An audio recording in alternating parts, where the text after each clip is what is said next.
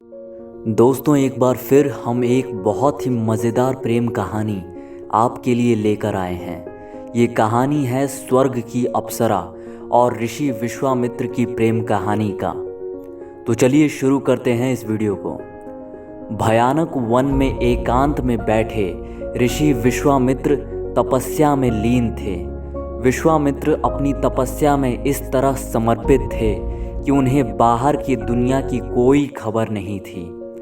धीरे धीरे उनकी तपस्या के प्रभाव से स्वर्ग में इंद्र की सिंहासन डोलने लगी। नारद मुनि ने देवराज इंद्र को बताया कि पृथ्वी लोक में एक ऋषि वन में घोर तपस्या में लीन है। उनकी तपस्या में किसी भी विघ्न से कोई असर नहीं पड़ रहा है। ये सुनकर इंद्र को अपने इंद्रलोक की सत्ता जाने का भय सताने लगा। इंद्र ने स्वर्ग की सबसे खूबसूरत अप्सरा मेनका को बुलाया और उससे धरती पर जाने का आदेश दिया। इंद्र को पूरा विश्वास था कि विश्वामित्र मेनका की खूबसूरती में ऐसे खो जाएंगे कि अपनी तपस्या छोड़ देंगे। कई कई सालों से तपस्या में बैठे विश्वामित्र का शरीर पत्थर की तरह कठोर हो चुका था। उन पर मेनका की उपस्थिति या खूबसूरती का कोई असर नहीं पड़ा। वो काम को अपने वश में कर चुके थे। मेनका में वे सभी गुण थे जो मृत्यु लोक की एक नारी में होनी चाहिए। इसके अलावा सुंदरता की मूरत अप्सरा मेनका अपने आप में ही आकर्षण की केंद्र थी। लेकिन ऋषि के तपस्या को भंग करना आसान कार्य नहीं था। कामदेव ने भी विश्वामित्र पर अपने तीर चलाए और इस योजना में मेनका और इंद्रदेव का साथ दिया। आखिरकार कामदेव के कामुक तीरों का जादू ऋषि विश्वामित्र पर चल गया।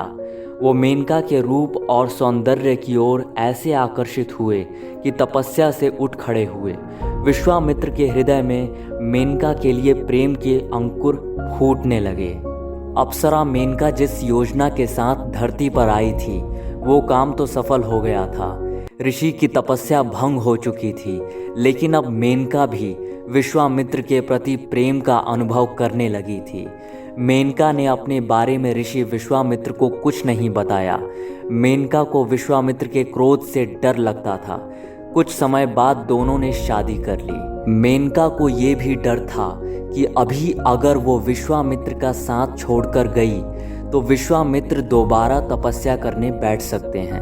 उनके साथ गृहस्थ आश्रम बिताने के कुछ वर्षों बाद मेनका ने एक पुत्री को जन्म दिया।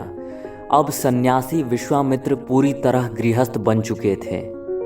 मेनका अपनी पुत्री और पति को छोड़कर वापस नहीं जाना चाहती थी।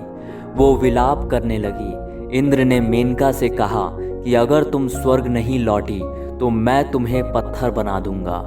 मेनका ने इसके बाद ऋषि विश्वामित्र को बताया कि वो स्वर्ग लोक की अप्सरा है और उनकी तपस्या भंग करने के लिए देवताओं ने उन्हें धरती पर भेजा था।